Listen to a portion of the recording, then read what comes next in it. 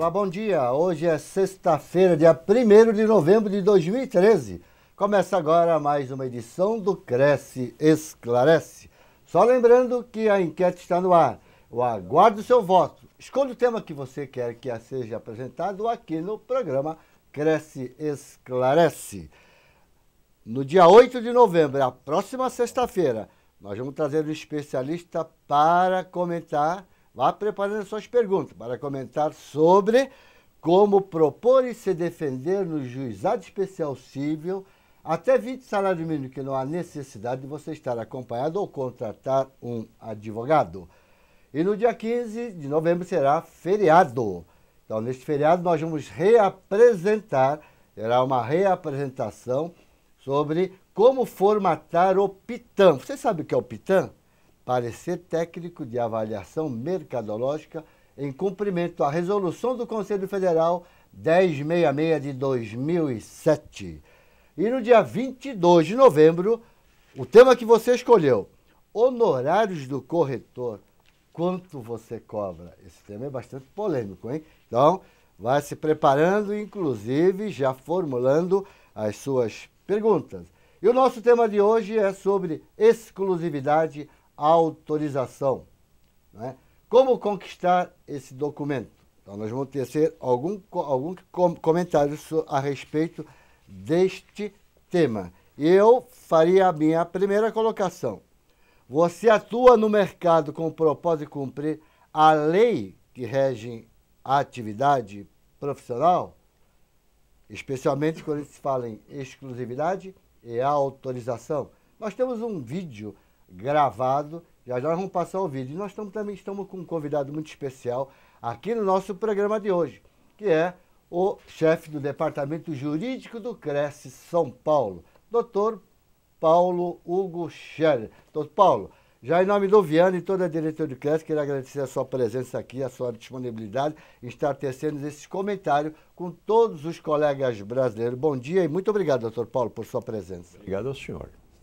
Então vamos passar o vídeo da doutora Maria Valéria para ver o que ela diz. Ela não pertence ao Cresce, ela é de fora, então vamos ver qual é a opinião dela a respeito do tema que nós vamos comentar no dia de hoje.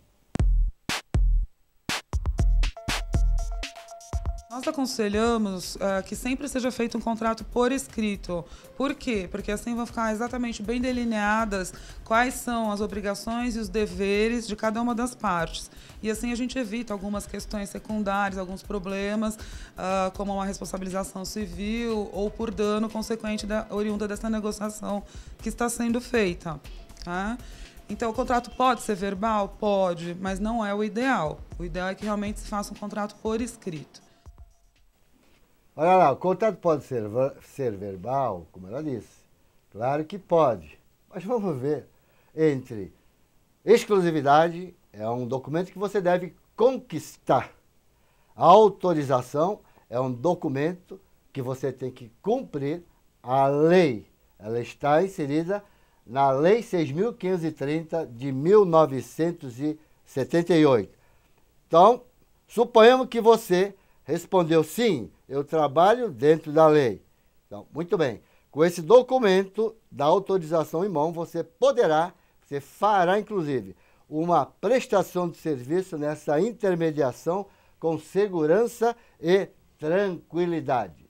Só gostaria de lembrar que importante se faz você fazer o cadastro do seu cliente, né? Você tem que fazer o cadastro dos interessados que você for levar para visitar o imóvel, seja o imóvel com uma pessoa morando ou o imóvel vago. E é importantíssimo você fazer o quê? Levar uma cópia e protocolizar esse cadastro do cliente que você está levando no imóvel e entregar para o proprietário. Você vai ver que você vai resolver muitos problemas que a gente vê que acontece cotidianamente no mercado imobiliário. E agora a questão de verbal. Vou fazer uma captação verbal. Aí nós vamos ter que cumprir a lei, né? Então, o artigo 20, o inciso 3º da Lei 6.530. Vamos, então, ouvir o que o Dr. Paulo teria a comentar sobre essa questão da lei. Dr. Paulo. ouvindo a minha colega e ouvindo o ilustre diretor, nós temos que esclarecer o seguinte: o contrato verbal de intermediação imobiliária é permitido? Eu diria sim, é permitido. Só que com o contrato verbal, o corretor não vai poder anunciar publicamente o negócio que foi proposto intermediar. E nesse aspecto eu noto que os corretores de imóveis não se dão conta ou não sabem que a lei existe ou fazem de conta que não sabem. Exemplo, minha filha está vendendo seu imóvel. Solicitou a um profissional que fosse até lá e fizesse uma avaliação. O profissional não só fez a avaliação, como tirou fotos. E imediatamente, no dia seguinte, já estava a foto publicada no jornal que essa pessoa tem para dar publicidade aos seus negócios. Não sabia nem o nome da minha filha, não tinha autorização por escrito, não tinha absolutamente nada. A única coisa que eu tive que fazer é ir até lá e perguntar com que autorização o senhor publicou uma foto se o senhor não tinha a autorização escrita conforme determina a lei.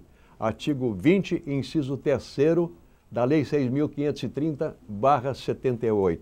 O senhor sabe que o senhor está cometendo uma infração ético-disciplinar e isso poderá ensejar uma punição?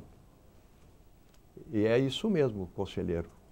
Então vamos lá. Como citarmos leis, serão comentários pontuais. Depois nós vamos dar, inclusive, dicas e falamos algumas opiniões a respeito do nosso tema. O Dr. Paulo fez esse comentário, eu vou complementar dizendo o seguinte: você publicou na internet ou você fez um anúncio no jornal, você colocou lá o preço e as condições de pagamento.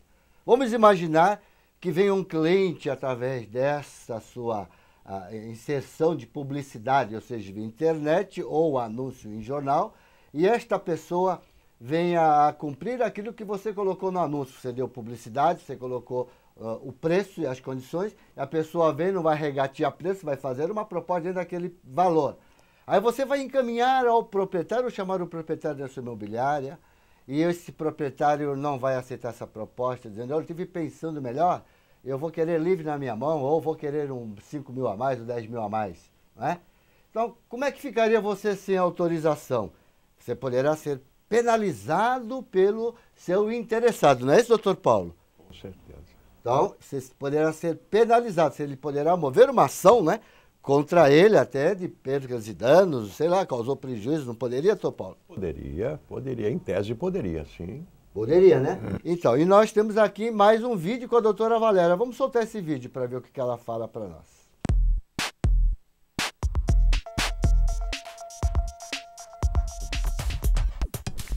Na verdade, a prestação de serviços, ela abrange a autorização, mas são 2 documentos em separado.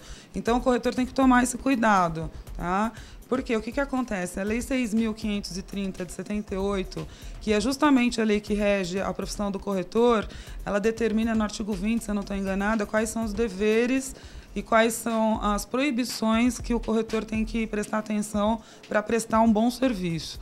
E dentre elas, a gente tem exatamente a determinação de que a autorização para comercialização do imóvel seja feita por escrito. A lei que regula a corretagem, ela é uma lei, vamos dizer assim, ampla.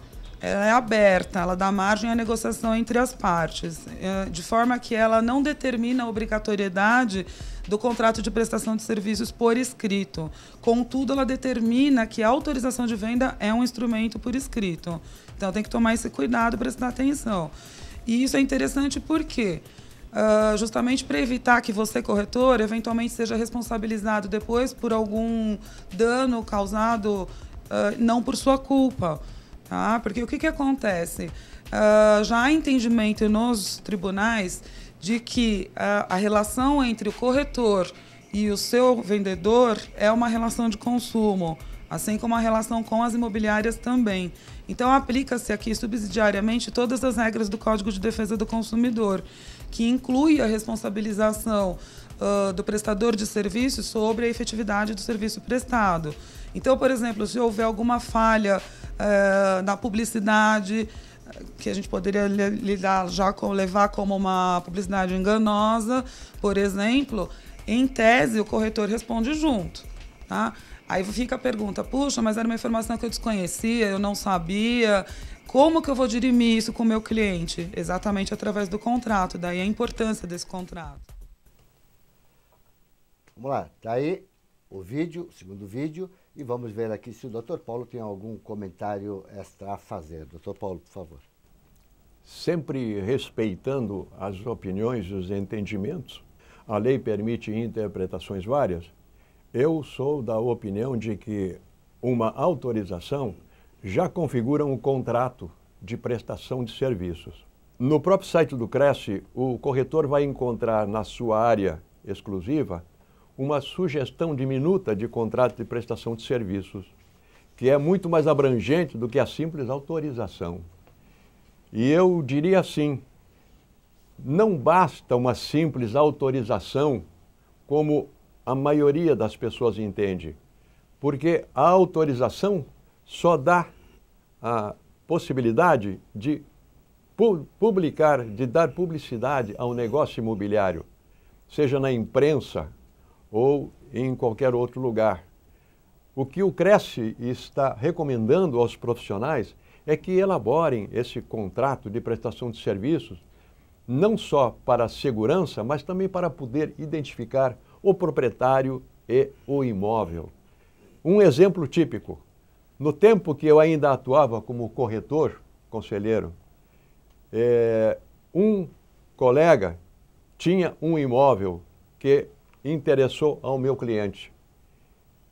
Tudo pronto, na hora de assinar o contrato de compromisso de compra e venda, o colega corretor vai e diz, seu Paulo, acontece que nós não podemos lavrar a escritura porque o meu cliente, agora eu fiquei sabendo, não é proprietário ainda do imóvel. Ele ingressou com uma ação de uso capião e possivelmente daqui um certo tempo ele será proprietário. Então, se ele tivesse feito um contrato de prestação de serviços, identificado o imóvel com toda a documentação, ele já saberia na hora as condições do negócio. Por sorte, além de corretor, eu já era advogado e pude solucionar a questão de forma que foi gratificante para todas as partes. Mas então a recomendação é essa: não façam intermediação de imóveis sem a assinatura de um contrato de prestação de serviços, identificando da forma mais abrangente possível o cliente vendedor e o imóvel, inclusive com a documentação que comprove a propriedade do cliente. Muito bem, então vamos começar. A minha primeira dica para você conquistar a exclusividade, ou até a autorização, ou um contrato de prestação de serviço, temos que ter documento por escrito. Primeira colocação que eu faço. Temos o propósito de trabalhar como nós queremos, exigindo, por exemplo, ou não é exigindo, tentando convencer o proprietário vendedor a nos dar o contrato com exclusividade? Claro que temos que dar algumas vantagens, oferecer, dizer para ele, explicar para ele o porquê das razões que você está querendo trabalhar com exclusividade. Então, quais as vantagens que você vai poder oferecer? Primeiro, olha lá. Todas as vantagens que você acha que é pertinente para convencer esse proprietário a deixar com exclusividade no seu escritório ou com você, se for um corretor, prestador de serviço como autônomo. Tudo menos você abaixar a remuneração, que vai ser o tema do dia 22 de novembro, né? Sobre honorário. Então, isso também está lá no nosso Código de ética profissional.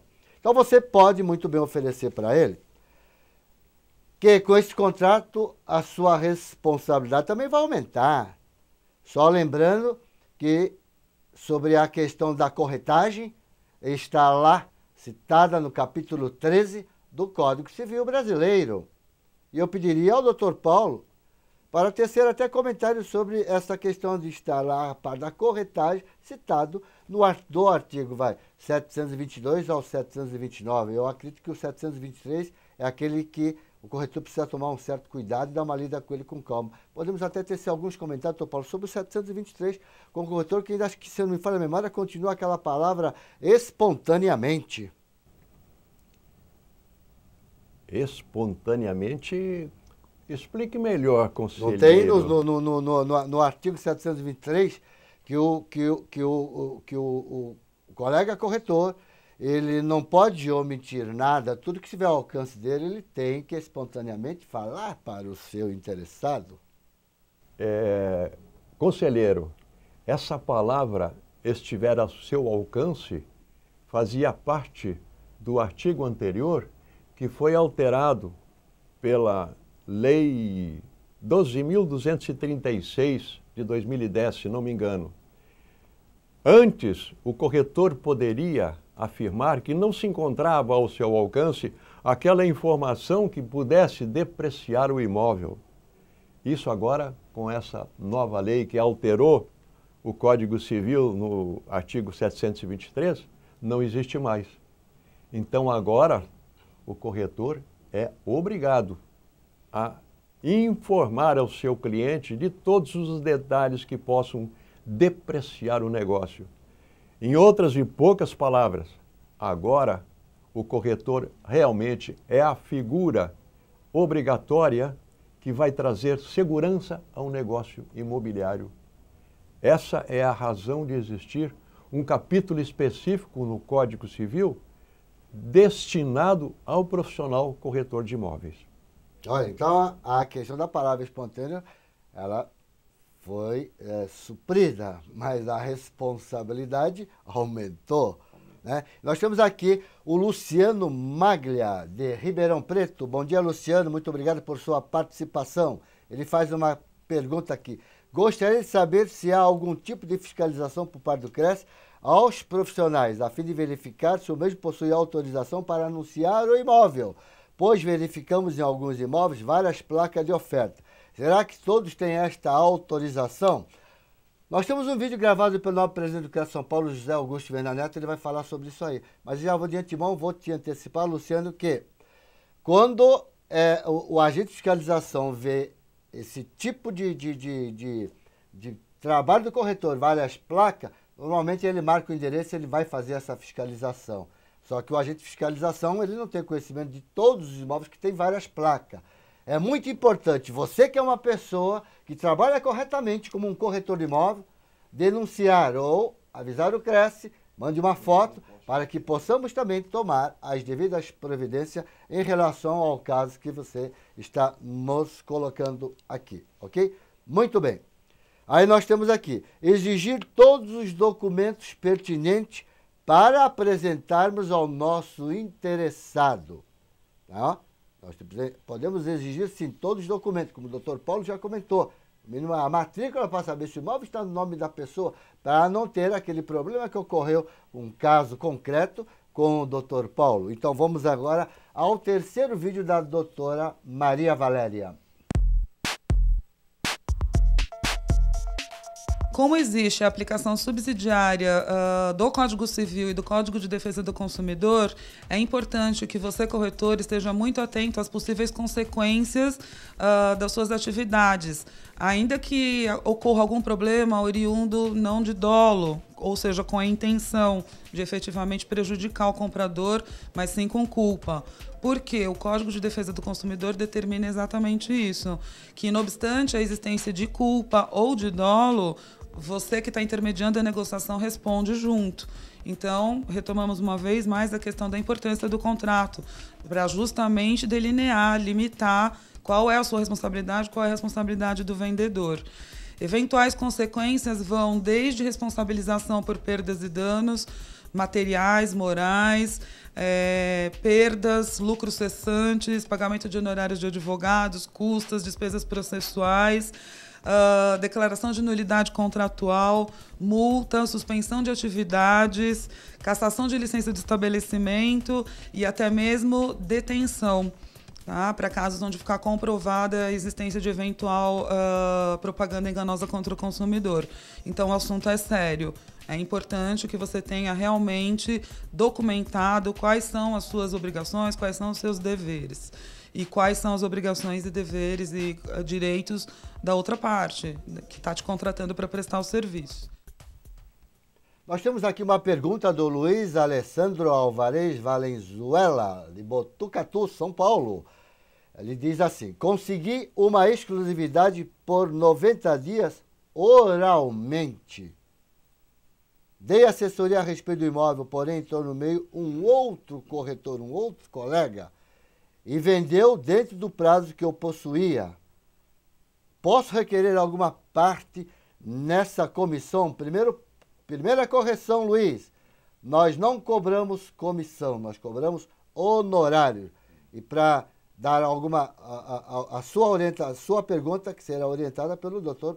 Paulo Hugo Scherer. Corretor de imóveis, Luiz, intermediação, contrato de intermediação de exclusividade oral, ou seja, verbal, é um pouco complicado, viu? Provar em juízo que o senhor detinha essa autorização exclusiva de forma verbal, volto a repetir, vai ser muito difícil, viu? Por que, é o caso de se fazer a pergunta, por que não elaborar um documento e pedir que o proprietário do imóvel assinasse? Seria tão mais fácil, né, senhor Luiz? Agora o senhor vai ter problema. Entretanto, nada impediria que o ilustre corretor consultasse o vosso advogado e levasse a ele a questão a fim de ver se encontra uma solução para o problema. Boa sorte, hein? Olha lá, conquistar a exclusividade. Primeiro passo, você tem que ter em mente que você é parceiro com todos os seus colegas. Porque ao invés do seu cliente, proprietário, vendedor do imóvel, entregar a 3, 4, 5 corretor ou imobiliária, inclusive colocar placa de 4, 5 imobiliária, isso é problema. Isso no jargão popular, eu canso de dizer aqui, vira carne de vaca. As pessoas que passam dizem, nossa, tem tanto corretor vendendo esse imóvel, por que ninguém consegue vender? Tem algum problema, ou ele deve estar muito caro, ou não tem documento, isso não é bom. Então, quando você for pedir a exclusividade para o seu vendedor, diga que deixando com você, o seu imóvel vai estar disponibilizado para toda a classe através de parceria, sem estar, vamos dizer, virando aquilo que nós chamamos no jargão, carne de vaca. Muito bem? Porque não interessa isso. Você também vai oferecer para este proprietário que você vai fazer contra a exclusividade um PITAM, parecer técnico de avaliação mercadológica, né? Para discutir quanto de fato vai valer esse bem. O PITAM, você vai provar para ele até cientificamente por que você chegou naquele valor. Muito bem? Você precisa fazer esse PITAM. Ok? Informar também dizer para o seu vendedor que todas as visitas você vai entregar para ele um cadastro do cliente que está visitando o imóvel, tá? E você vai dar a satisfação a ele do que aconteceu com esse propenso interessado. Que a maioria não faz isso no mercado imobiliário. Leva o cliente adentro da casa das famílias e não dá um retorno do que aconteceu com esse cliente. Então, você tem que ser diferente para você poder conseguir esta exclusividade, ok? Garantir a ele que, com esta exclusividade, é uma transação que vai ocorrer sem nenhum tipo de problema, porque você vai estar totalmente documentado, vai pedir todos os documentos, não é isso? Você vai se acercar de tudo, principalmente essa garantia, quando se falar em fundo de garantia e financiamento. Aí, você tem que ser conhecedor desta área para você poder garantir para o seu vendedor que vai ser uma transação tranquila. E você tem que ser conhecedor desta área, ok? Vamos então ao vídeo do novo presidente do CRES São Paulo, José Augusto Viana Neto. Colegas, o CRES está iniciando uma grande campanha para a valorização do nosso Código de Ética Profissional. Infelizmente, eu tenho viajado por todo o Brasil e tenho percebido que a maioria dos colegas corretores de imóveis não tem um conhecimento muito claro do Código de Ética. Eu vejo que isso se reflete na opinião dos clientes a respeito da qualidade do nosso trabalho, que muitas vezes um colega age de uma forma julgando estar correto, outro age de outra forma no mesmo caso julgando que seu ponto de vista está correto. E ambos estão agindo em desacordo com o Código de Ética. Tudo por quê? Porque não fizeram uma simples leitura. E eu vejo que uma das grandes necessidades que temos é conquistar a confiança do cliente no momento em que ele entra em nosso escritório. E tenho percebido também a grande dificuldade que os colegas têm encontrado para conseguir uma simples autorização sem exclusividade.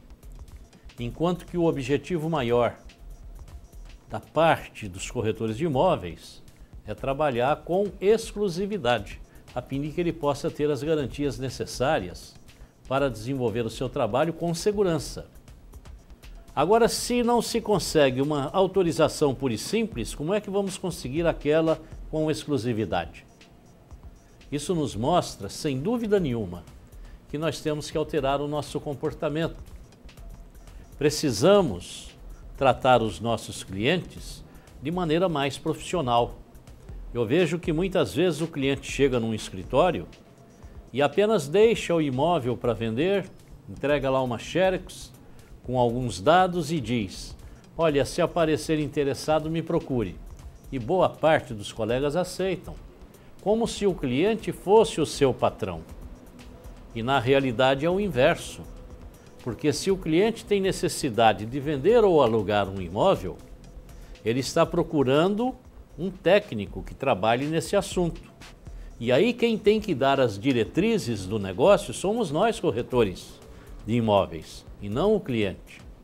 E muitas vezes, com a preocupação de ferir suscetibilidades, de não se mostrar amável ao cliente, o corretor deixa de falar a verdade. Que o preço não está de acordo com a realidade do mercado, que ele necessita de assinar o documento, senão nós não podemos trabalhar a venda ou locação daquele imóvel, porque a nossa legislação nos proíbe. E com o receio de que o cliente vá embora e não queira mais fazer negócio, o colega desiste dos argumentos de fazer valer a nossa autoridade. Então eu digo para vocês, principalmente aqueles que, por alguma razão, não conseguem assumir o mando do negócio. Esta atividade da corretagem imobiliária, ela é uma atividade reservada para poucos. Temos muitos corretores, sim. Ou melhor, temos muitas pessoas inscritas no Cresce que cumpriram as formalidades que a lei determina. Mas para o exercício da atividade, há características próprias pessoais que precisam ser impostas no negócio. E é impossível um corretor trabalhar sem que ele esteja no comando do negócio.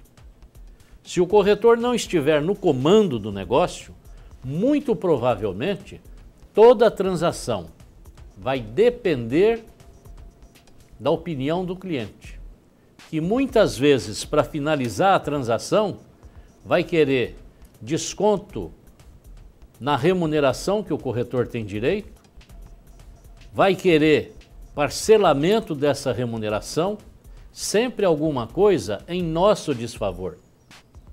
E aí nós precisamos nos conscientizar. O tempo aqui é curto e minha fala não pode se prolongar, mas eu quero aqui deixar uma mensagem para os colegas.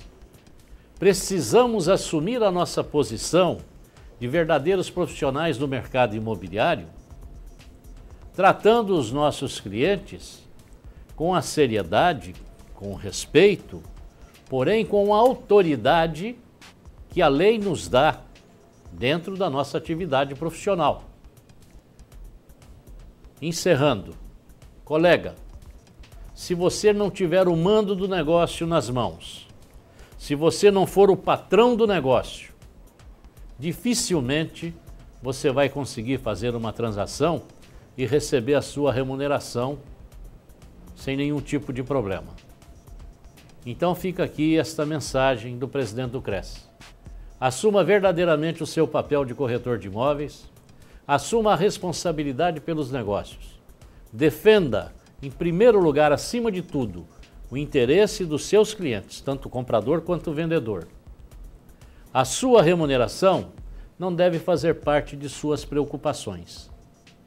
Tome as cautelas necessárias, exigindo a assinatura em todo documento que for feito, para que você tenha suas garantias. Mas a sua remuneração ela deverá ser resultado de um benefício que você tenha produzido àquelas partes que lhe procuraram para fazer uma transação. Ora, assim sendo, você precisa ser melhor respeitado.